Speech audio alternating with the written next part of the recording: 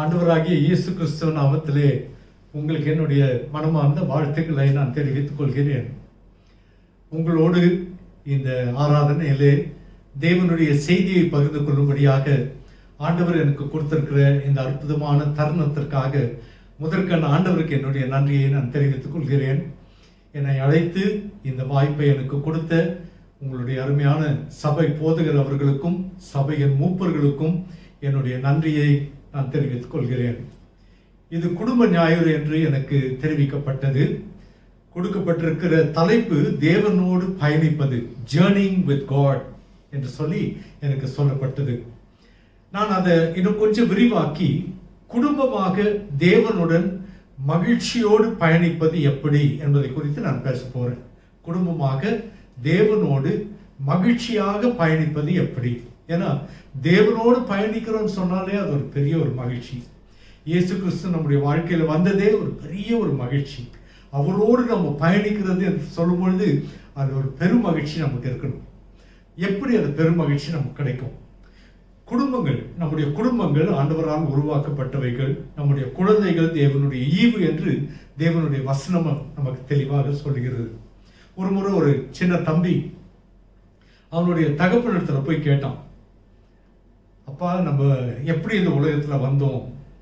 அவங்க அப்பா சொன்னாரு, ஆண்டவர் ஆதாம் ஏவாளை சிருஷ்டித்தாரு, அதுக்கப்புறம் அவங்களுக்கு குழந்தை பிறந்து இப்படியாக குழந்தைகள் பிறந்து பிறந்து பிறந்து பிறந்து வந்து கடைசியில் நீயும் பிறந்த எங்க குடும்பத்துல.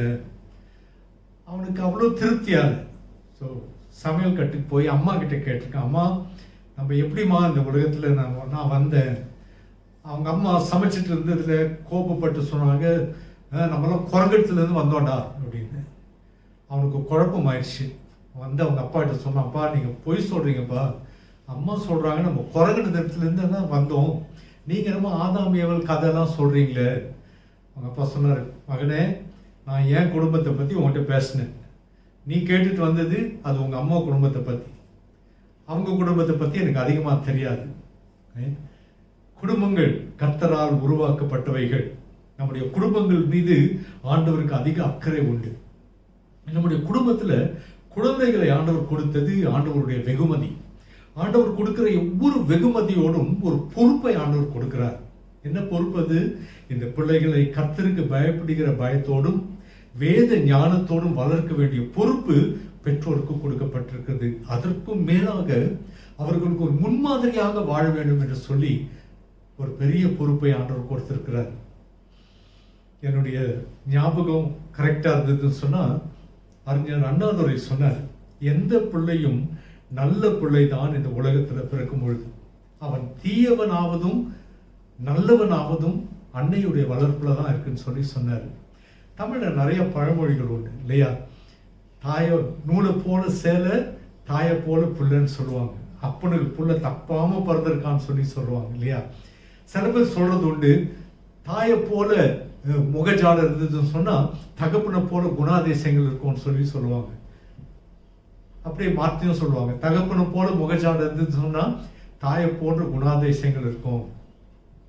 எப்படி இருந்தாலும் சரி, நம்முடைய குடும்பங்கள் கர்த்தர் நமக்கு கொடுத்த ஒரு பெரிய ஈவு. இந்த குடும்பங்களிலே நாம் மகிழ்ச்சியோடு பயணிக்க வேண்டும். இந்த மகிழ்ச்சி எப்படி வரும்? ஆண்டவர் நம்மளோடு பயணிக்கும் பொழுது மகிழ்ச்சி நிச்சயமாக இருக்கும். எந்த பயணத்தை நம்ம சேர்ந்தா இருந்தாலும் அதிகமான பிரயாசங்களை நாம் எடுப்பது உண்டு, அதிகமான ஏற்பாடுகளை நாம் செய்வது உண்டு இல்லையா? மறக்க வேண்டாத காரியங்கள் எல்லாம் எழுதி தகுந்த ஏற்பாடுகளோடு தகுந்த ப்ரிப்பரேஷனோடு தான் நம்முடைய பிரயாணம் தொடங்கும். இன்னைக்கு தேவனோடு நம்ம பயணிக்க போகிறோம், மகிழ்ச்சியோடு பயணிக்க போறோம்னு சொன்னோம், குடும்பமாக பயணிக்க போறோம்னு சொன்னேன். அப்போ எப்படிப்பட்ட ஏற்பாடுகள் நாம் செய்ய வேண்டும், எப்படிப்பட்ட சூழ்நிலைகளுக்கு மத்தியிலே நாம் பிரயாணம் பண்ண போகிறோம் சொல்லி நாம் பார்க்க போகிறோம். எபேசியருக்கு எழுதின நிருபம் 5வது அதிகாரத்திலிருந்து சில காரியங்களை உங்களோடு நான் பகிர்ந்து கொள்ள விரும்புகிறேன். வேதத்தை வைத்திருப்பவர்கள் எபேசியருக்கு எழுதின நிருபம் 5வது அதிகாரத்துக்கு திருப்பிக் கொள்ளுங்கள். இந்த வேத பகுதியை நாம் ஆராய்வதற்கு முன்பதாக தலைகளை தாழ்த்தி, ஆண்டவரே என்னோடு பேசும் என்று சொல்லி ஆண்டவர்கிட்ட ஒரு சின்ன ஜெபத்தை நம்ம சொல்லிட்டு நம்ம செய்திக்குள்ளாக கடந்து போவோம். ஜெபம் பண்ணுவோமா? அன்பின் ஆண்டவரே, இந்த அற்புதமான வேலைக்காக உமக்கு நன்றி சொல்லுகிறோம். உம்முடைய பிரசனத்திற்காக ஸ்தோத்திரம். உம்முடைய வார்த்தைக்காக நன்றி சொல்லுகிறோம். ஜீவனுள்ள உம்முடைய வார்த்தைகளை நாங்கள் ஆராயப் போகிறோம். கர்த்தர் எங்கள் குடும்பங்களை எங்களுக்கு கொடுத்ததற்காக நன்றி சொல்லுகிறோம் சுவாமி. எங்களுக்கு கொடுக்கப்பட்ட துணைவர்களுக்காக நன்றி சொல்லுகிறோம். ஆண்டவர் அருளின பிள்ளைகளுக்காகவும் நன்றி சொல்லுகிறோம் சுவாமி. திருச்சபையில் இருக்கிற எல்லா குடும்பங்களுக்காகவும் ஜெபிக்கிறேன் ஆண்டவரே. இந்த செய்தி எங்களுக்கு மிக பிரயோஜனமுள்ள ஒரு செய்தியாய் அமைய ஆவியானவர் எங்களோடு இடைப்படும்படியாக நாங்கள் கேட்கிறோம் ஆண்டவரே. எங்களுடைய குடும்பங்கள் உம்மால் ஆசீர்வதிக்கப்படட்டும். எங்கள் குடும்பங்கள் உமக்காக வாழ்கிற குடும்பங்களாக இருக்கட்டும்.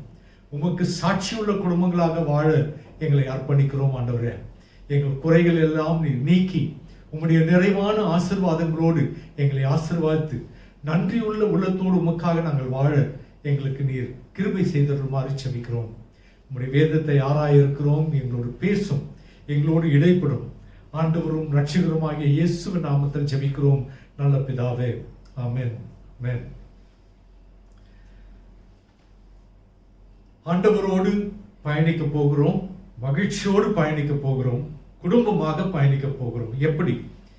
எபேசியர்கள் நிருபம் 5வது அதிகாரம் 1வது வசனத்தில் இப்படி வாசிக்கிறோம். ஆதலால் நீங்கள் பிரியமான பிள்ளைகளைப் போல தேவனை பின்பற்றுகிறவர்களாகி, தேவனுடைய பிள்ளைகள், அப்பா அம்மா பிள்ளைகள் எல்லாருமே தேவனுடைய பிள்ளைகள் என்று தேவனுடைய வசனத்திலே வாசிக்கிறோம். நாம் எப்படி வாழ போறோம், எப்படி பயணிக்க போறோம்? தேவனை பின்பற்றி நாம் போக போறோம். ஆண்டவரை பின்பற்றி நடக்க போறோம். ஆண்டவர் முன்னால போறாரு, நம்ம அவரை பின்பற்றி அவரை தொடர்ந்து நாம் பயணிக்க போகிறோம். ஏன் ஆண்டவர் முன்னால போனோம்? அவருக்கு தான் எல்லாம் தெரியும். ஆண்டவர் அறியாத காரியங்கள் இல்லை. ஆண்டவர் ஆபத்துக்களை எல்லாம் நீக்கி நம்மை செவ்வையான பாதையிலே நடத்தி செல்லக்கூடிய ஆண்டவராக இருக்கிறார். எனவே அவர் முன்னால போவாரு. நாம் குடும்பமாக ஆண்டவரை பின்தொடர்ந்து நாம் பயணத்திலே நாம் முன்னேறி செல்ல போகிறோம். வசனத்தை பார்ப்போம். எபேசியருக்கு எழுதின நிருபம் 5வது அதிகாரம் 2வது வசனத்தை நான் வாசிக்கிறேன் உங்களுக்கு. கிறிஸ்து நமக்காக தம்மை தேவனுக்கு சுகந்த வாசனையான காணிக்கையாகவும் பலியாகவும் ஒப்பு கொடுத்து நம்மில் அன்பு கூர்ந்தது போல நீங்களும் அன்பிலே நடந்து கொள்ளுங்கள். முதலாவது காரியம், இந்த பயணம் மகிழ்ச்சியுள்ள ஒரு பயணமா இருக்கணும். குடும்பத்தில் இருக்க எல்லாருமே மகிழ்ச்சியா இருக்கணும். ஆண்டவரோடு பயணிக்கிற இந்த பயணத்துல முக்கியமான ஒரு காரியம் என்னன்னு சொன்னா, ஆண்டவருடைய வசனம் சொல்லுது, அன்பிலே நடந்து கொள்ளுங்கள். அன்பு இல்லைன்னு சொன்னா நம்ம குடும்பத்துல மகிழ்ச்சி இருக்காது. அன்பு தான் நம்முடைய குடும்பங்களை கட்டி காக்கிற ஒரு காரியம். ஆண்டவருடைய வசனம் சொல்லுது, ஆண்டவர் நம்மள அன்பு கூர்ந்தது போல. எப்படிப்பட்ட அன்பு ஆண்டவர் நம்ம மேல வைத்திருக்கிறார்? அளவிட முடியாத ஒரு அன்பு. ஆண்டவருடைய அன்பை நம்மளால அளவிட முடியாது. தவறுகள் எல்லாம் செய்த போதிலும் நம்மை தொடர்ந்து நேசிக்கிற ஒரு அன்பு ஆண்டவருடைய அன்பு. எந்த எதிர்பார்ப்பும் இல்லாமல் நேசிக்கிற ஒரு அன்பு ஆண்டவருடைய அன்பு. அநேக சமயங்களில் நம்ம குழந்தைங்க கிட்ட சொல்ற காரியம் என்ன? நீ நல்லா படிச்சவங்க மேல நான் அன்பு செலுத்துவேன், உனக்கு இதை வாங்கி கொடுப்பேன். நம்ம சில காரியங்களை முன்வைத்து நம்முடைய அன்பை நம்ம வெளிப்படுத்திக்கிறோம். ஆனா ஆண்டவருடைய அன்பு அப்படி இல்லை. ஆண்டவர் எதையுமே எதிர்பார்க்காம ஆண்டவர் நம்மை நேசிக்கிற ஆண்டவராக இருக்கிறார். அவர் சொல்றாரு, நம்முடைய பயணம் மகிழ்ச்சியாக இருக்கணும்னு சொன்னா நம்முடைய பயணத்துல அன்பு இருக்கணும். அன்போடு நடந்து கொள்ளுங்கள். நான் வாலிப வயத்துல இருக்கும்பொழுது ஒரு அழகான பாடலை எங்களுக்கு எங்க வாலிப ஐக்கிய சங்கத்துல கற்றுக் கொடுத்தாங்க. இயேசுவின் குடும்பம் ஒன்று உண்டு, அன்பு நிறைந்திடும் இடம் ஒன்று உண்டு. அழகான பாடல். இயேசு நம்முடைய குடும்பத்தில் இருப்பாருன்னு சொன்னா, எந்த குடும்பத்துல இயேசு இருக்கிறாரோ அந்த குடும்பத்துல அன்பு நிறைந்திருக்கணும். ஏன்னா இயேசு அன்புள்ள ஆண்டவர், நம்மை நேசிக்கிற ஆண்டவர். நம்முடைய தனிப்பட்ட வாழ்க்கையில ஆண்டவராகிய இயேசு கிறிஸ்து நம்முடைய தலைவராக, நம்முடைய ஆண்டவராக இருப்பார் என்று சொன்னால் நம்ம குடும்பத்துல அன்பு நிச்சயமாக பெருகி இருக்க வேண்டும் என்று சொல்லி நான் சொல்லிக்கொள்ள விரும்புகிறேன். யோவான் எழுதின சுவிசேஷம் 13வது அதிகாரம் 34வது வசனத்தை உங்களுக்கு வாசிக்க விரும்புகிறேன். யோவான் 13:34. நீங்கள் ஒருவரில் ஒருவர் அன்பாய் இருங்கள், நான் உங்களில் அன்பாய் இருக்கிறது போல நீங்களும் ஒருவரில் ஒருவர் அன்பாய் இருங்கள் என்கிற புதிதான கட்டளையை உங்களுக்கு கொடுக்கிறேன். நீங்கள் ஒருவரில் ஒருவர் அன்பாய் இருங்கள் என்கிற ஒரு புதிய கட்டளையை ஆண்டவர் உங்களுக்கு கொடுக்கிறேன் என்று சொல்றார். இன்னைக்கு அன்பு இருக்கா நம்முடைய குடும்பங்கள்ல? அநேக கிறிஸ்தவ குடும்பங்களுக்கு ஆலோசனை கொடுக்கும் சாக்கியத்தை நான் பெற்றது உண்டு. கவுன்சிலிங் சொல்லி ஆங்கிலத்தில் சொல்லுவோம். ஆலோசகராக அநேக திருச்சபைகளுக்கு இப்படியாக பிரசங்கம் பண்ண நான் செல்லும் பொழுது குடும்பத்தில் பிரச்சனையோடு இருக்கிறவர்கள் அநேகர் வருவதுண்டு. இதில் அதிகமான பிரச்சனையின் மூல காரணம் என்னன்னு சொல்லி நீங்க பார்த்தீங்கன்னு சொன்னா, அந்த குடும்பத்தில் அன்பு இல்லைங்க. அன்பு இல்லாததுனால ஒருவரை ஒருவர் புரிந்து கொள்வதில்லை, எரிச்சல் வருகிறது உண்டு, மன்னிக்கிற தன்மை இல்லை. எனவே குடும்பத்தில் அன்பு இல்லைன்னு சொன்னா அந்த மகிழ்ச்சி, ஆண்டவர் கொடுக்கிற அந்த மகிழ்ச்சி அனுபவிக்க முடியாமல் போய்விடும். மத்தேயு எழுதின சுவிசேஷம் 24வது அதிகாரம் 12வது வசனம் சொல்லுது, அக்கிரமம் மிகுதியாவதினால் அநேகருடைய அன்பு தணிந்து போகுமா. அக்கிரமம் அதிகமாகும் பொழுது, பாவம் அதிகமாகும் பொழுது, பிசாசுக்கு இடம் கொடுத்து பாவ காரியங்களை குடும்பத்தை சேர்ந்தவர்கள், அப்பா அம்மா பிள்ளைகள் யார் செய்தாலும் சரி, அந்த குடும்பத்தில் அன்பு தணிந்து போகும். அன்பு தணிந்து போகும் பொழுது ஆண்டவர் நமக்கு கொடுக்க விரும்புகிற அந்த மகிழ்ச்சி மறைந்து போய்விடும். இன்றைக்கு அநேகருடைய வாழ்க்கையை பார்க்கும் பொழுது இருக்கிற ஒரு பெரிய பிரச்சனை என்ன தெரியுமா? அன்பு இல்லாம போனதுனால சுயநலவாதிகளா எல்லாரும் மாறி போயிருக்கதா பார்க்கிறோம். செல்ஃபிஷ் என்று சொல்லி ஆங்கிலத்தில் சொல்லுவோம், சுயநலவாதிகள் இல்லையா? இன்னைக்கு செல்ஃபி ஸ்டிக்னே ஒரு ஸ்டிக் வந்துருக்கு. முன்னெல்லாம் போட்டோ எடுக்கணும்னா யாருக்கிட்டையாவது கேட்டு எடுக்க சொல்றோம். இன்னைக்கு நம்மளே செல்ஃபி எடுத்துக்கிறோம். செல்ஃபி ஸ்டிக்னு ஒன்று வந்திருக்கு இல்லையா? இன்றைக்கு சமுதாயமே ஒரு சுயநலம் உள்ள ஒரு சமுதாயமாக மாறிக்கொண்டிருக்கிறதை பார்க்கிறோம். இந்த சூழ்நிலையில ஆண்டவர் இந்த குடும்ப ஞாயிறு அன்றைக்கு நமக்கு நினைவுபடுத்த விரும்புகிற காரியம், நம்முடைய குடும்பத்துல ஆண்டவருடைய அன்பு உணரப்படணும். தனிப்பட்ட நம்முடைய வாழ்க்கையில ஆண்டவருடைய அன்பை அனுபவிக்கணும். அந்த அன்பை நாம் பரிமாறிக்கொள்ள வேண்டும். குடும்பத்தில் அன்பு இருக்கும் என்று சொன்னால் பயணம் மகிழ்ச்சியாக இருக்கும். யோவான் 13வது அதிகாரம் 35வது வசனத்தில் சொல்லுது, நம்முடைய குடும்பத்தில் காணப்படுகிற அன்பு தான் வெளியே இருக்கிறவங்க நாம் ஆண்டவருடைய சீடர்கள் என்று அறிந்து கொள்வதற்கு அத்தாட்சியாக இருக்குமா. கிறிஸ்துவ குடும்பம்னு சொன்னாலே அந்த குடும்பத்தில் அன்பு இருக்கணும். நான் எந்த கிறிஸ்துவ குடும்பத்துக்கு, கிறிஸ்துவ திருமணத்திற்கு சென்றாலும் ஆண்டவரத்தில் ஜெபிக்கிறது இதுதான், ஆண்டவரே இன்னும் ஒரு அழகான குடும்பத்தை உருவாக்குகிறீர் ஆண்டவரே. இந்த தம்பதிகள் குடும்பமாக அவர்கள் எங்கு வாழ போகிறார்களோ அவர்களுடைய வாழ்க்கையில அன்பு பெருகட்டும். அவர்களுடைய அன்பை அயலகத்தார் பார்த்து அவர்கள் உம்முடைய சீடர்கள் என்று அறிந்து கொள்ள வேண்டும் என்று சொல்லி நான் ஜெபிப்பது உண்டு. ஆண்டவர் சொல்கிறார், நம்முடைய குடும்பத்தில் இருக்க அன்பு தான் ஆண்டவருக்கு நாம் சாட்சியாய் வாழ்வதற்கு பெரிய ஆதாரமாக இருக்குமா. 1 கொரிந்தியர் 13வது அதிகாரம் எல்லாருக்கும் தெரிந்த ஒரு அதிகாரம் இல்லையா? அநேக திருமணங்களை வாசிக்கப்படுகிற ஒரு அதிகாரம். அந்த அதிகாரத்தில் அன்பை குறித்து ஆண்டவர் அழகாக சொல்லியிருக்கிறார். நான் சில வசனங்களை உங்களுக்கு நான் வாசிக்க விரும்புகிறேன். 1 கொரிந்தியர் 13வது அதிகாரம் சில வசனங்களை வாசிக்கிறேன். 4 முதல் 8 வரை உள்ள வசனங்களை உங்களுக்கு வாசிக்க விரும்புகிறேன். அன்பு நீடிய சாந்தமும் தயவும் உள்ளது. அன்புக்கு பொறாமை இல்லை. அன்பு தன்னை புகழாது, இருமாப்பாய் இராது, அயோக்கியமானதை செய்யாது, தற்பொழிவை நாடாது, சினமடையாது, தீங்கு நினையாது, அநியாயத்தில் சந்தோஷப்படாமல் சத்தியத்தில் சந்தோஷப்படும், சகலத்தையும் தாங்கும், சகலத்தையும் விசுவாசிக்கும், சகலத்தையும் நம்பும், சகலத்தையும் சகிக்கும். அன்பு ஒரு காலம் ஒழியாது. எத்தனை அழகாக தேவனுடைய வசனம் அன்பை குறித்து சொல்றது. இந்த உலகத்தில் யாராவது அன்பை குறித்து அறிந்து கொள்ளணும்னு சொன்னா சத்திய வேதம் தாங்க. இதை விட சிறந்த புஸ்தகம் எதுவுமே இல்லை. ஏன்னா இந்த வேதத்தின் ஆண்டவர் அன்பின் ஆண்டவர். எப்படி அன்பை வெளிப்படுத்தினார்? பிதா தன்னுடைய ஒரே குமாரனை நமக்காக இந்த உலகத்தில் அனுப்பினதன் மூலமாக அவருடைய அன்பை வெளிப்படுத்தினார். குமாரன் சிலுவையிலே தன்னுடைய ஜீவனை அர்ப்பணித்ததன் மூலமாக, தன்னுடைய ஜீவனை தியாகம் செய்ததன் மூலமாக அவருடைய அன்பை வெளிப்படுத்தினார். எனவே அன்பை குறித்து யாராவது பேசணும்னு சொன்னா இந்த வேதத்திலிருந்து தாங்க பேச முடியும். இந்த ஆண்டவர் நம்முடைய வாழ்க்கையில் இருப்பாருன்னு சொன்னால் நம்முடைய குடும்பத்தில் அன்பு பெருகணும். கிறிஸ்துவ குடும்பங்களில் பிரச்சனை உண்டா? உண்டு. மனஸ்தாபங்கள் வருமா? வரும் இல்லையா? ஆனால் ரொம்ப நேரம் அதை நீடிக்க வைக்கக்கூடாதுங்க. எனக்கு திருமணமாகி 38 வருஷம் ஆச்சு.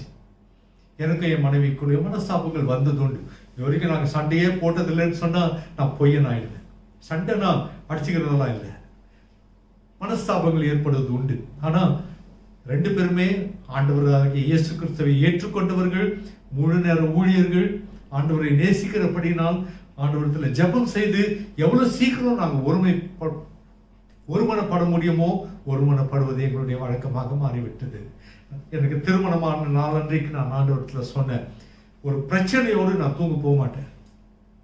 என் மனைவிக்கும் எனக்கும் ஒரு மனஸ்தாபம் ஏற்பட்டதுன்னு சொன்னால் தூங்க போகிறதுக்கு முன்னால் அதை செட்டில் பண்ணிட்டு தான் தூங்க போகும். இன்னைக்கு வரைக்கும் அதை செய்வதுண்டு. ஜெபம் பண்ணிட்டு மன நிம்மதியோடு நாங்கள் உறங்க போவதுண்டு. இன்னைக்கு நம்ம குடும்பங்களில் அன்பு எப்படி இருக்கு? நம்ம பிள்ளைகள் நம்முடைய அன்பு உணர முடியுமா? பிள்ளைகளிடத்துலையும் கேட்குறேன், அப்பா அம்மா கிட்ட அன்பை நடந்துக்கிறீங்களா?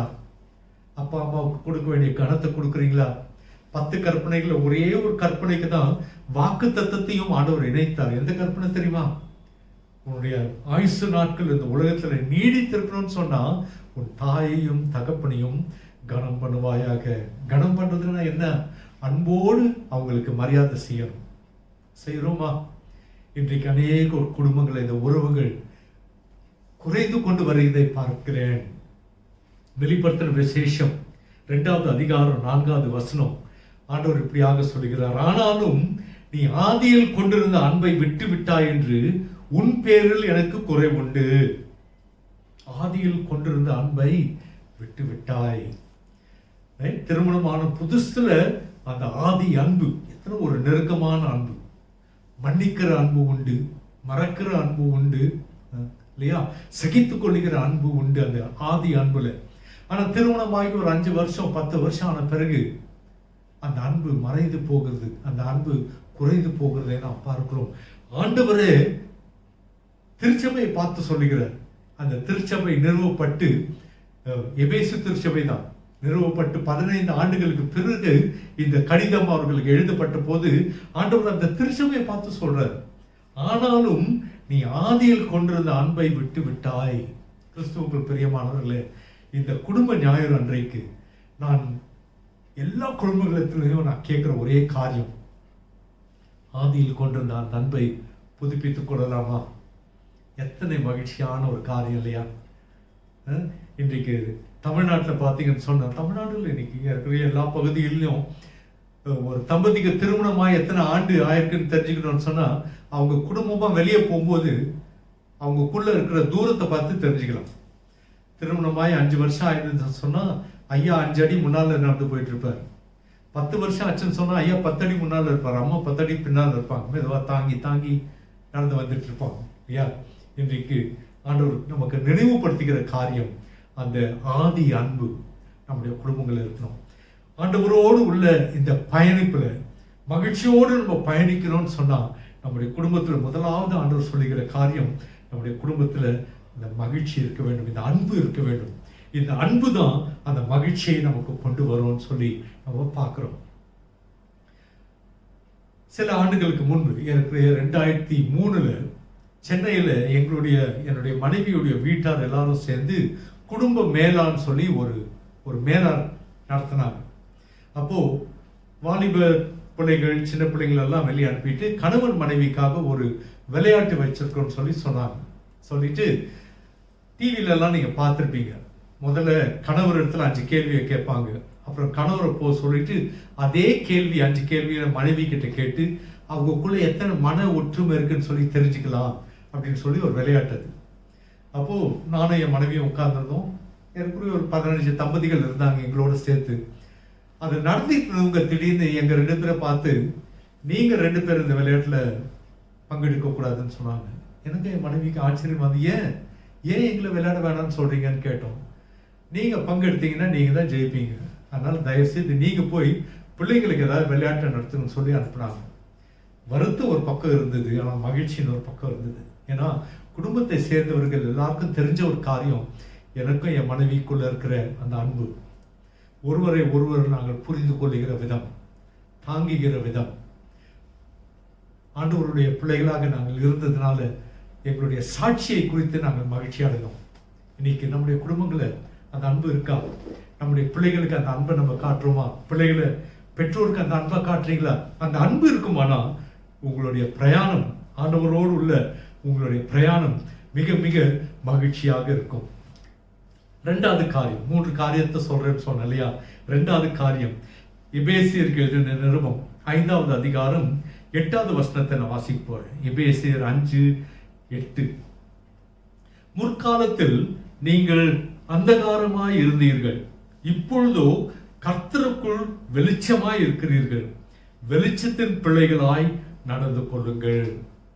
ஆண்டவருடைய வசனம் சொல்லுது, முன்ன நீங்க வந்து இருளில் நீங்க அந்தகாரத்தின் பிள்ளைகளை போல நீங்க வாழ்ந்துட்டு இருந்தீங்க, ஆனா இப்போ வெளிச்சத்தின் பிள்ளைகளாய் நடந்து கொள்ளுங்கள், அன்பிலே நடந்து கொள்ளுங்கள், வெளிச்சத்தின் பிள்ளைகளாய் நடந்து கொள்ளுங்கள். ஆண்டவருடைய வேதம் நமக்கு கற்றுக் கொடுக்கிறது. 1 பேதுரு 2வது அதிகாரம் 9வது வசனம் இதே வசனத்தை மறுபடியும் அங்கு சொல்லி நமக்கு இன்னும் புரிய வைக்கிறதை நம்ம பார்க்கலாம்.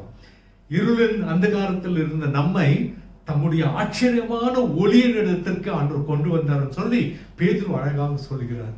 எப்போ இருளில் இருந்தோம்?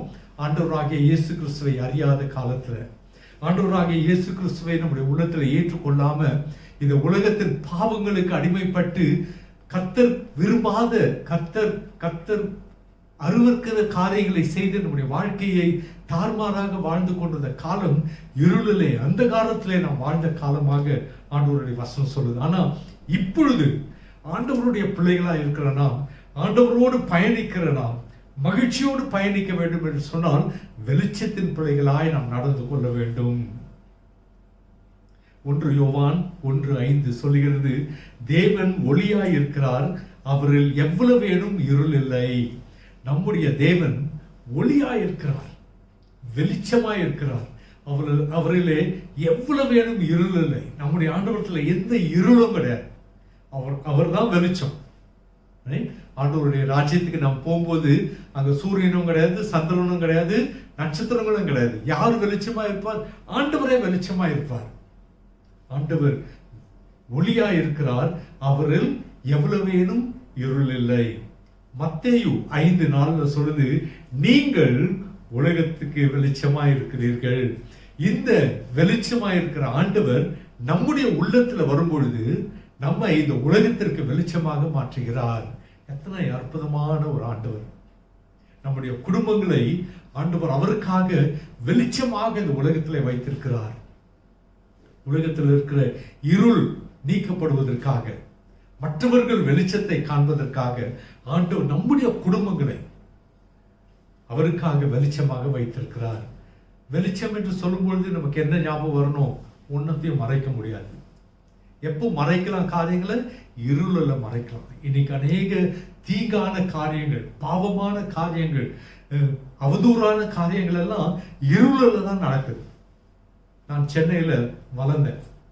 சென்னையில் வில்லிவாக்கம் என்று சொல்லப்படுகிற ஒரு கிராமத்தில், அப்போ கிராமமா இருந்தது, இப்போ பட்டணத்தில் சேர்ந்துருச்சு. அது கிராமமா இருந்த காலத்துல அநேக சாராய வியாபாரிகள் அந்த பகுதியில் உண்டு. அவங்களுடைய வியாபார காரியங்கள் எப்போ நடக்கும் தெரியுமா? இருளில் தான் நடக்கும், ராத்திரியில தான் நடக்கும், பகலெல்லாம் ஒன்றும் நடக்காது. ஏன்னா வெளிச்சம் எல்லாவற்றையும் வெளிப்படுத்தும். ஆண்டவர் நம்மளை ஏன் வெளிச்சத்தின் பிள்ளைகளை அழைக்கிறார்? நம்முடைய வாழ்க்கை மறைக்கப்பட வேண்டிய வாழ்க்கை இல்லை. ஆண்டவராகிய இயேசு கிறிஸ்துவை அறிந்து கொள்வதற்கு முன்பதாக அநேக காரியங்களை மறைக்க வேண்டிய அவசியம் இருந்திருக்கலாம். ஆனா இப்போ ஆண்டவருடைய பிள்ளைகள் நாம் வெளிச்சத்தில் நடக்கிறவர்கள். நம்முடைய வாழ்க்கை மற்றவர்களுக்கு ஒளியாய் இருக்கும்படியாக ஆண்டவர் நம்மை அழைத்திருக்கிறார். தேவன் ஒளியாய் இருக்கிறார், அவரோடு பயணிக்கிற நாமும் வெளிச்சத்தின் பிள்ளைகளாய் நடக்கும்படியாக ஆண்டவர் நம்மை அழைக்கிறார். பெற்றோர் பிள்ளைகளுக்கு வெளிச்சமாய் இருக்க வேண்டும். பிள்ளைகள் பெற்றோருடைய வாழ்க்கையை பார்த்து அநேக சத்தியங்களை அறிந்து கொள்ள வேண்டும். பிள்ளைகள் இருளிலே வாழ்வதற்காக அழைக்கப்பட்டவர்கள் அல்ல. நல்ல உறவுகள் இருக்கும் பொழுது நாம் வெளிச்சத்தின் பிள்ளைகளை போல நாம் வாழ முடியும். நாம் மறைப்பதற்கு ஒன்றும் இருக்கக்கூடாது. கர்த்தர் விரும்புகிற வாழ்க்கையை நாம் வாழும் பொழுது மறைப்பதற்கு ஒன்றுமே இருக்காது. பாவத்தில் வாழ்கிறவர்கள் தான் அவர்களுடைய வாழ்க்கையை மறைக்க வேண்டியிருக்கும். இன்னைக்கு அநேகர் பாவத்தை செஞ்சுட்டு அதை மறைக்கிறதுக்கு அநேக காரியங்களை செய்வதுண்டு. நீதிமொழிகள் 28:13 சொல்லுது, தன் பாவங்களை மறைக்கிறவன் வாழ்வடைய மாட்டான், அவைகளை அறிக்கை செய்து விட்டு விடுகிறவன் எவனோ அவன் இரக்கம் பெறுவான் என்று சொல்லி ஆண்டவருடைய வசனம் சொல்லுது. பாவங்களை மறைக்க வேண்டாங்க. ஆண்டவர் சொல்றார், அறிக்கை செய்தல் மாத்திரம் இல்லை, அறிக்கை செய்து விட்டு விடணும். விட்டு விடும் பொழுதுதான் நாம் ஆண்டவருடைய மன்னிப்பை முழுமையாக பெற்றுக்கொள்ள முடியும். பாவங்களை அறிக்கை செய்து விட்டு விடுகிறவர்கள் இரக்கம் பெறுவது மாத்திரமல்ல, வெளிச்சத்தின் பிள்ளைகளாக நாம் நடக்க முடியும். 1 யோவான் 2வது அதிகாரம் 9 முதல் 11 வசனங்களை நான் வாசிக்க விரும்புகிறேன். 1 யோவான் 2வது அதிகாரம் 9 முதல் 11. ஒளியிலே இருக்கிறேன் என்று சொல்லியும் தன் சகோதரனை பகைக்கிறவன் இதுவரைக்கும் இருளிலே இருக்கிறான். தன் சகோதரனிடத்தில் அன்பு கூறுகிறவன் ஒளியிலே நிலை கொண்டிருக்கிறான், அவனிடத்தில் இடரல் ஒன்றுமில்லை. தன் சகோதரனை பகைக்கிறவன் இருளிலே இருந்து இருளிலே நடக்கிறான், இருளானது அவன் கண்களை குருடாக்கினபடியால் தான் போகும் இடம் இன்னதென்று அறியாதிருக்கிறான். ஆண்டவருடைய வசனம் அழகா சொல்லுது, சகோதரனை நாம் பகைப்போன்னு சொன்னான், பெற்றோரை நாம் பகைப்போன்னு சொன்னான், பிள்ளைகளை நாம் பகைப்போம் என்று சொன்னால் நம்முடைய குடும்பத்தில் பகை இருக்குமானா நம் வெளிச்சத்தில் நடக்கிற மாதிரி இருக்காதுங்க, இருளில் நடக்கிற மாதிரி இருக்கும். தான் கண்ட சகோதரனிடத்தில் அன்பு கூறாதவன் காணாத தேவனிடத்தில் எப்படி அன்பு கூறுவான் என்று சொல்லி வேதத்தில் நாம் வாசிக்கிறோம். தான் கண்ட மனைவி இடத்தில் அன்பு கூறாதவன், தான் கண்ட கணவனிடத்தில் அன்பு கூறாத ஒரு சகோதரி, தான் கண்ட பிள்ளைகளிடத்தில் அன்பு கூறாத பெற்றோர், தான் கண்ட பெற்றோரிடத்தில் அன்பு கூறாத பிள்ளைகள், நம்ம எப்படி ஆண்டவரிடத்தில் அன்பு கூற முடியும் சொல்லி ஆண்டவருடைய வசனம் சொல்லுது. நாம் பொய்யர்களாக இருப்போம் என்று சொல்லி ஆண்டவர் நமக்கு ஒரு எச்சரிக்கையை கொடுக்கிறார். கிறிஸ்துவுக்குள் பிரியமானவர்களே, நாம் எப்படிப்பட்ட ஒரு வாழ்க்கையை வாழ்ந்து கொண்டிருக்கிறோம்? ஒரு காரியத்தை நான் சொல்லிக்கொள்ள விரும்புகிறேன். நம்ம குடும்பத்தில் இருக்கவங்க எல்லாருமே வெளிச்சத்தில் நடப்பதற்கு நாம் ஒருவருக்கு ஒருவர் உறுதுணையாக இருக்க வேண்டியது அவசியமாக இருக்கிறது. நம்முடைய வாழ்க்கை ஒருவர் வாழ்க்கை குறித்து ஒருவருக்கு உத்தரவாதம் இருக்க வேண்டும். என்னுடைய மனைவி கர்த்தருக்கு பயப்படுகிற ஒரு வாழ்க்கை வாழ்வதற்கு நான் உத்தரவாதம் எடுத்துக்கொள்ள வேண்டும், நான் அவளை பக்குவப்படுத்த வேண்டும், அவளுக்கு ஒரு முன்மாதிரியாக இருக்க வேண்டும். அதே உத்தரவாதம் பெற்றோருக்கு பிள்ளைகள் மீது உண்டு, பிள்ளைகளுக்கு பெற்றோர் மீது உண்டு, சகோதரிகளுக்கு சகோதரர்கள் மீதும் சகோதரர்களுக்கு சகோதரிகள் மீதும் இருக்க வேண்டியது அவசியமா இருப்பதாக நாம் பார்க்கிறோம். நம்முடைய குடும்பத்தில் இருக்க எல்லாரும் வெளிச்சத்தில் நடக்கணும். வெளிச்சத்தில் நடப்பது என்பதே ஒரு மகிழ்ச்சியான ஒரு காரியம் இல்லையா? நம்முடைய வீட்டில் ஒரு கல்யாணம், ஒரு விசேஷம்னு சொன்னால் நம்ம வீட்டை பிரகாசிக்க பண்ணணும் இல்லையா? வண்ண விளக்குகள் எல்லாம் போட்டு, பிரகாசமுள்ள விளக்குகளை போட்டு நம்முடைய வீட்டை எங்கேருந்து பார்த்தாலும் தெரிகிறபடி பிரகாசமாக நம்ம பிரகாசிக்க பண்ணுகிறோம். ஏனென்று சொன்னால் அந்த குடும்பத்தில் ஒரு மகிழ்ச்சி, ஒரு நல்ல காரியம் நடக்கிறது. ஆண்டவரோடு பயணிப்பது என்பது ஒரு நல்ல காரியங்க, மகிழ்ச்சியான ஒரு காரியம். ஆண்டவரோடு பயணிக்கிற நம்மளுடைய குடும்பம் மகிழ்ச்சியோடு பயணிக்கணும். எப்படி பயணிக்க முடியும்? அன்போடு பயணிக்க முடியும், வெளிச்சத்தில் நடப்பது மூலமாக பயணிக்க முடியும். கடைசியா ஒரு காரியத்தை சொல்லி நான் முடித்துக் கொள்ள விரும்புகிறேன்.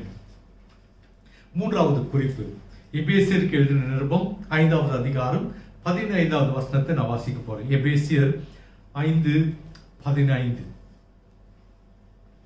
ஆனபடியினாலே நீங்கள் ஞானமற்றவர்களைப் போல நடவாமல் ஞானம் உள்ளவர்களைப் போல கவனமாய் நடந்து கொள்ள பார்த்து. 3வது காரியம், ஆண்டவரோடு பயணிக்க போறோம், குடும்பமாக பயணிக்க போறோம், மகிழ்ச்சியோடு பயணிக்க போறோம். எப்படி பயணிக்க போறோம்? கவனமாய் பயணிக்க போறோம், கவனமாய் பயணிக்க போகிறோம். கர்த்தருடைய வசனம் சொல்லுது, ஞானமற்றவர்களை போல் நடவாமல் ஞானம் உள்ளவர்களாய். யாரு இந்த வசனத்தை சொல்லுகிற? ஆண்டவர் ஞானத்தின் உறைவிடம். சாலமோன் ராஜா எனக்கு ஞானம் வேணும்னு யார்கிட்ட போய் கேட்டாரு? ஆண்டவர்கிட்ட தான் கேட்டார். ஆண்டவர் தரிசனத்தில் வந்து கேட்டார், உனக்கு என்ன வேணும்? சாலமோன் சொன்னார், ஆண்டவரே எனக்கு ஞானத்தை கொடுங்க, உங்களுடைய ஜனத்தை ஆளுவதற்கு எனக்கு ஞானம் வேணும் ஆண்டவரே, ஞானத்தை கொடுங்கன்னு கேட்டார். ஆண்டவர் கொடுத்தாரு. ஐயா, இன்னைக்கு வரைக்கும் அவருக்கு முன்பாகவும் சரி அவருக்கு பின்பாகவும் சரி அவரை போல ஒரு ஞானி இந்த உலகத்தில் வாழ்ந்ததில்லை. இந்த ஆண்டவர், நம்முடைய ஆண்டவர், நமக்கு ஞானத்தை கொடுக்க அவரால் மட்டுமே முடியும். யாக்கோபு 1 அதிகாரம் 5வது வசனம் இப்படியாக சொல்லுகிறது, உங்களில் ஒருவன் ஞானத்தில் குறைவுள்ளவனாய் இருந்தால் யாவருக்கும் சம்பூர்ணமாய் கொடுக்கிறவரும் ஒருவரையும் கடிந்து கொள்ளாதவருமாகிய தேவனிடத்தில் கேட்க கடவன்.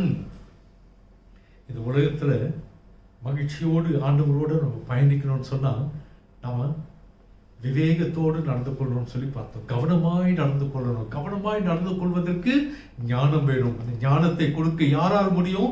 ஆண்டவர் கொடுப்பேன்னு சொல்றார். தயவு செய்து குடும்பத்துல யாரையும் பார்த்து நீ ஒரு முட்டாளன்னு சொல்லாதீங்க, நீ ஒன்றுத்துக்கும் உதவாதவன்னு சொல்லாதீங்க. பிள்ளைகளை பார்த்து சொல்லவே சொல்லாதீங்க. என் வாழ்க்கையில் நான் 8ஆம் கிளாஸ் படிக்கும்போது என்னுடைய கையெழுத்து ரொம்ப மோசமாக இருக்கும். என்னாலே வாசிக்க முடியாதுன்னா பார்த்துக்கோங்க, அவ்வளோ மோசமாக இருக்கும் என் கையெழுத்து. ஒரு முறை ஒரு கிளாஸ் டெஸ்ட் எழுதினேன். அடுத்த நாள் அந்த பதில் தாளை திருப்பி கொடுக்குற நாள் அன்னைக்கு என்னுடைய டீச்சர் அந்த தாளை அப்படி கசக்கி என் மூஞ்சில் எரிஞ்சு, நீ ஒன்றுத்துக்கும் உதவாதவடான்னு சொல்லிட்டாங்க. You are good for nothing. ஏன் டீச்சர் அப்படி சொல்கிறீங்கன்னு சொன்னேன். எடுத்து வாசிடுறான், நீ எழுதியிருக்கிறது நம்புங்க, என்னாலே வாசிக்க முடியல. ஆனால் ஒரு கையெழுத்து நல்லா இல்லைன்றதுனால நான் ஒன்றுக்குமே உதவாதுன்னு சொல்கிறது எந்த விதத்தில் நியாயம்னு சொல்லி நான் யோசித்து பார்த்தேன்.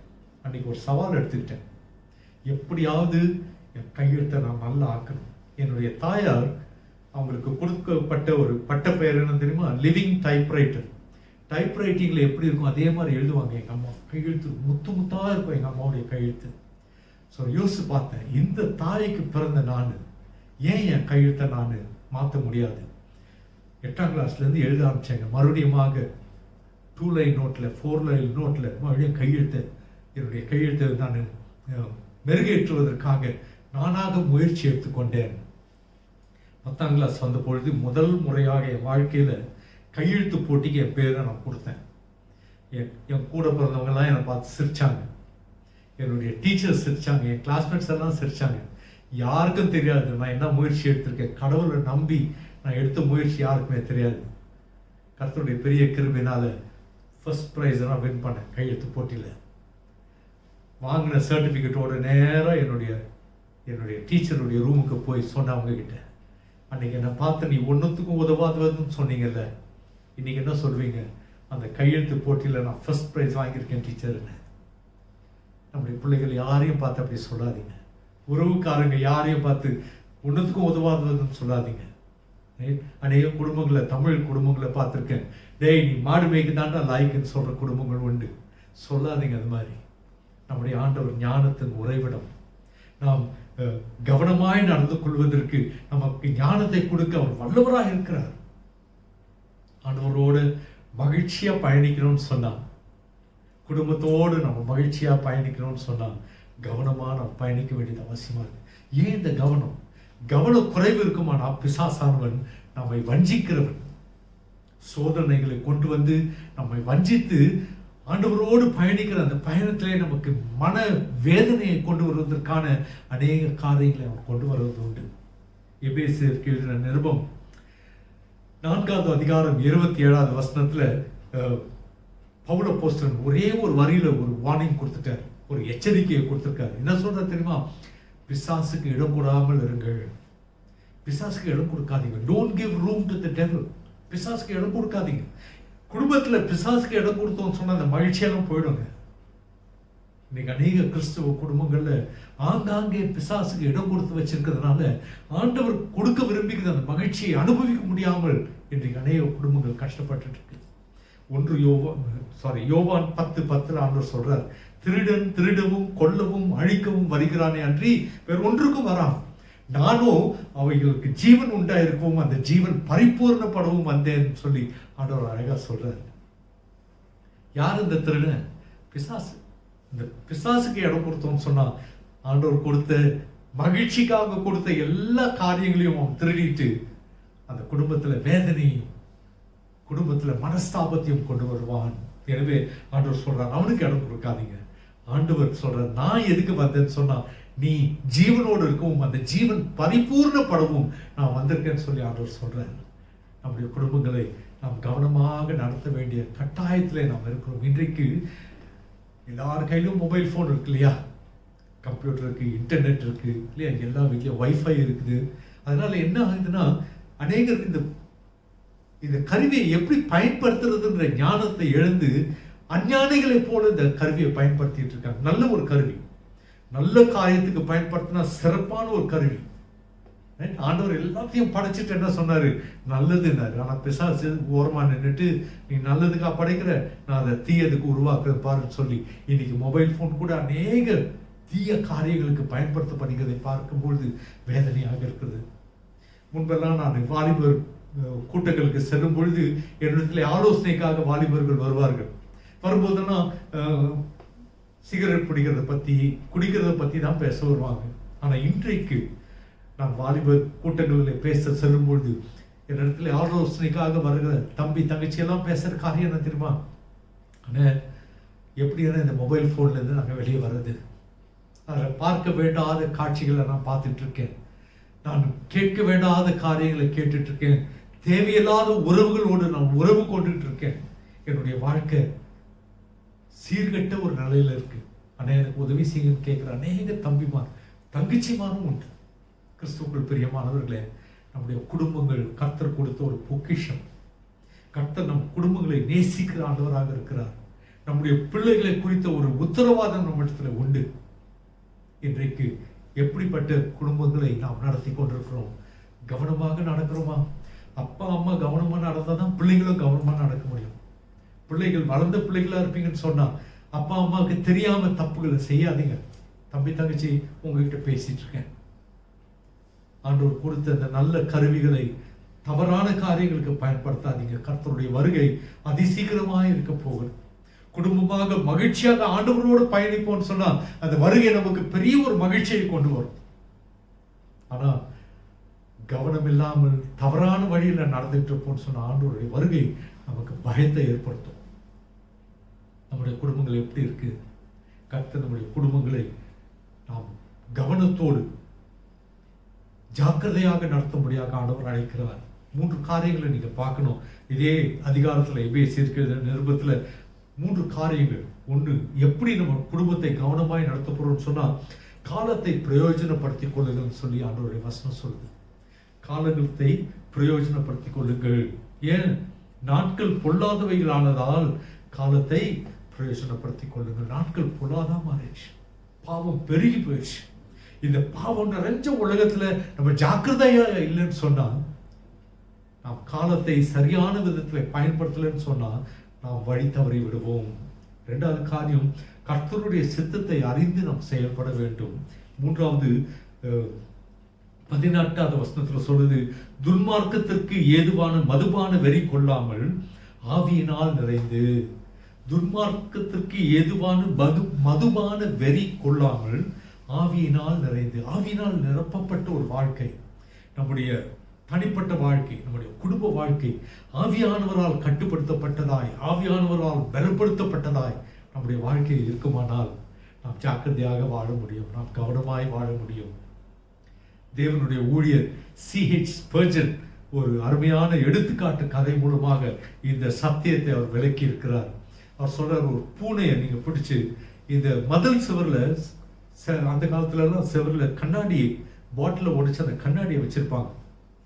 அது மேல மனுஷன் நடக்கவே முடியாது, அதனாலதான் கால் வெட்டிடும். ஆனா ஒரு பூனையை விடுங்க, அது அந்த செவத்து மேலேயே ஓடும், ஆனா ஒன்றும் வெட்டாது அந்த காலை. அந்த பூனைக்கு எப்படி ஜாக்கிரதையா அது மேல ஓடும்னு சொல்லி பூனைக்கு தெரியும். தேவனுடைய ஊழியக்காரர் C.H. ஸ்பர்ஜன் சொல்றார், அந்த பூனையை போல இந்த உலகத்துல அநேக பாவ காரியங்கள் எல்லா இடத்துலயும் உண்டு.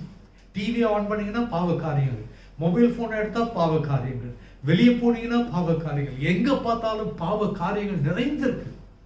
இந்த பாவ உலகத்துல அந்த பூனையை போல நம்ம ஜாக்கிரதையை ஆண்டவருடைய கிருபையை கொண்டு நாம் வாழ வேண்டும். என்னை பலப்படுத்துகிற கிறிஸ்துவனாலே எல்லாவற்றையும் செய்ய எனக்கு பலன் உண்டு என்கிற நம்பிக்கையோடு தைரியத்தோடு நம்முடைய கிறிஸ்தவ வாழ்க்கை நாம் வாழ வேண்டும். கிறிஸ்துவுக்குள் பிரியமானவர்களே, நம்முடைய குடும்ப வாழ்க்கை எப்படி இருக்கு? குடும்ப ஞாயிறு அன்றைக்கு பேசிக்கொண்டிருக்கிறோம் இல்லையா? 3 காரியங்களை உங்களுக்கு முன்பாக வச்சேன். அன்போடு நடந்து கொள்ளுங்கள், வெளிச்சத்தின் பிள்ளைகளாய் நடந்து கொள்ளுங்கள், கவனமாய் நடந்து கொள்ளுங்கள்.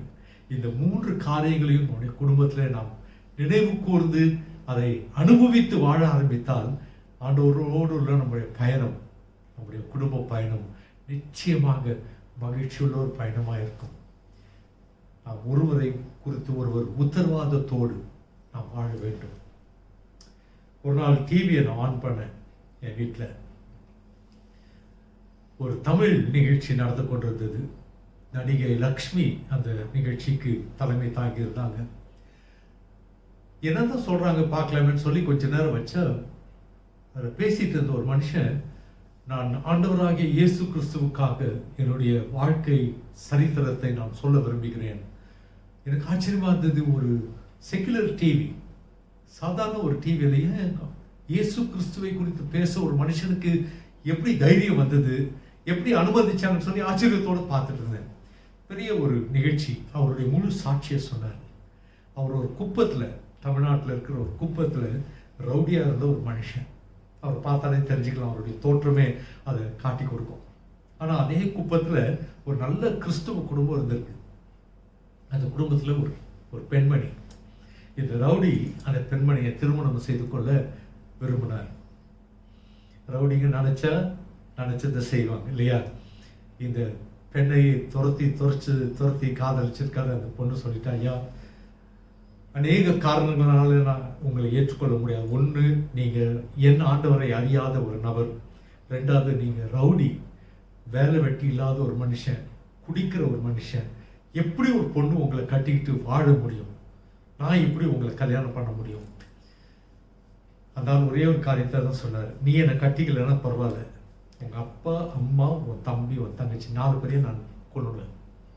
நீ என்னை கட்டிக்கிட்டேன்னா அவங்க வாழ்வாங்க. நீ என்னை கட்டிக்கலன்னு அவங்க 4 பேரையும் நான் கொண்டுடுவேன். அந்த 4 பேருடைய உயிரை காப்பாற்றுறதுக்காக இந்த சகோதரி, அவளுடைய பேர் எஸ்தர், இந்த ரவுடியை கல்யாணம் பண்ணிக்கொள்ள சம்மதித்தான். திருமணம் நடந்து ஒரு ஆண் குழந்தை பிறந்தது. அவனுடைய குடிப்பழக்கத்தை விடவில்லை. எங்காவது வேலைக்கு சென்று பணம் சம்பாதிக்கிறது, குடிக்கிறது, வீட்டுக்கு வந்து மனைவி அடிக்கிறது. இப்படியாக அவர்களுடைய வாழ்க்கை ஏற்கனவே 10 வருடம் ஓடிவிட்டது. இந்த சகோதரி மெலிந்து நலிந்து அழகை எல்லாம் இழந்து, சில பற்களை வாயிலிருந்து இழந்து மிக பயங்கரமான ஒரு நிலைமைக்கு தள்ளப்பட்டிருந்தான். ஒரு நாள் அவங்க பாத்திரம் தொலைக்கிட்டு இருக்கும் போது யாரோ ஒருத்தர் ஓடி வந்து சொன்னாங்க, அம்மா, உங்கள் வீட்டுக்காரர் அச்சு போட்டிருக்காங்கம்மா, ரத்தத்தில் கிடக்கிறாரு, போய் காப்பாற்ற முடிஞ்சா காப்பாற்றிக்கோங்க. இந்த சகோதரி எஸ்தர் வேலைகளெல்லாம் விட்டுட்டு ஓடினாங்க. போய் அவர் ஒரு ஆட்டோவில் போட்டு சென்னையில் இருக்கிற ஜென்ரல் ஹாஸ்பிட்டலில் கொண்டு போய் அட்மிட் பண்ணிட்டாங்க.